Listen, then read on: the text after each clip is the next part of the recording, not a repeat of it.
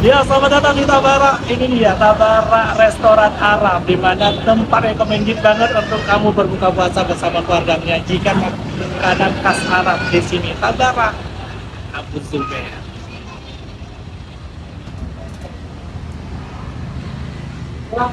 Gimana?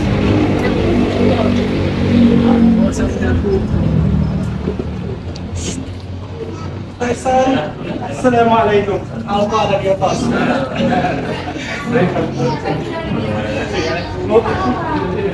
Dari Tabara Tour and Travel dari Casablanca. Tournya masih? Masih.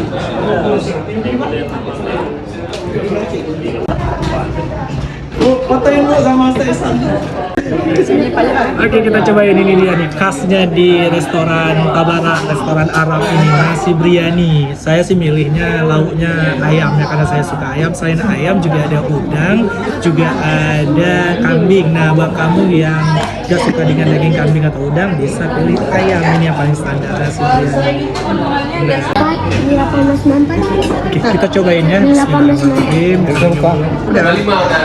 Udah bismillahirrahmanirrahim.